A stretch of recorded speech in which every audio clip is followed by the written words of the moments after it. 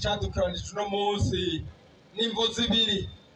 Uko iya mbere koko nuko ku matariki ya 18 na 19 z'uku kwezi kwa Ruhuma, nyene icubahiro Umukuru w'igihugu cacu c'U Burundi, aho yari yagiye hamwe n'abagenzi we barongoye ibihugu vyabo muri Afrika n'amareta, bahuriye i Addis Abeba mu gihugu ca Ethiopia, bagaca bashinga yuko wenyene aja muri batanu barongoye ishirahamwe ry'Ubumwe bwa Afrika.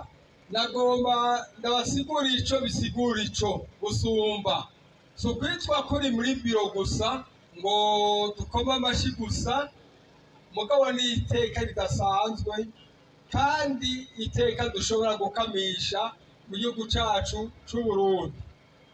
Era uno munsi nyene icubahiro asanzwe aramutswa ishirahamwe ry'ibihugu bihurikiye muri Afrika y'ubuseruko, East African Community. Hanyuma uno munsi ragiye kuba muri biro ka burongozi bugira gatatu mw'ishirahamwe rya Afrika. Ico bisigura nuko aho bukera umwaka uza uno nyene azoca atwara ishirahamwe rya CEEAC, Communauté Économique des États d'Afrique Centrale. Aho rero murumva yuko ari ugusaba kwizigirwa gukomeye cane gose, kandi igihugu cacu gisanzwe kiri muri iryo shirahamwe, tukazoronkera akoyoko no kugira ijwi rishika, tukaronkera mbere abakerebutse ubuzi n'ibindi, mbere n'imigambi y'iterambere igihugu cacu kigashikirwa cane co kimwe n'ibindi bihugu vyo muri Afrika. Ku mwaka ukurikiranaho muri 2025 nibaza nzoca twara irindi shirahamwe ryo muri Afrika kugira ngo ritegure kwaca aja kuba umurongozi wa Union Africaine. Rero nta gisivya mu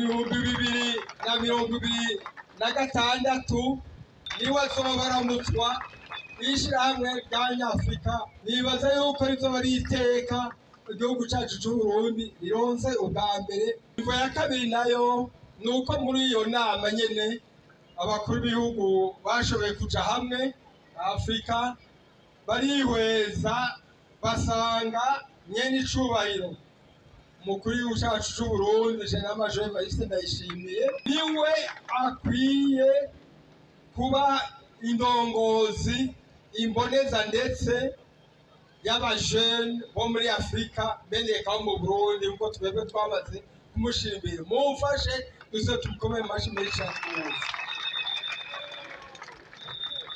Biri mu mugambi rero wiswe urwaruka rwa Afrika, amahoro n'umutekano. Murumva rero n'ibikorwa bibiri bihambaye cyane gose kandi biduha umwizero mwinshi, bikadutuma no kwikeza, tukabona ko dufise ingoga n'icubahiro kibereye igihugu cacu c'U Burundi na nyene icubahiro asanzwe aturongoye. Ariko rero hace hatwera akanya akaryo yuko twoca tumushigika cane gose gusuvya ko twabikora, tukamushigikira mu bikorwa vyiza vya misi yose, mu bikorwa vy'iterambere.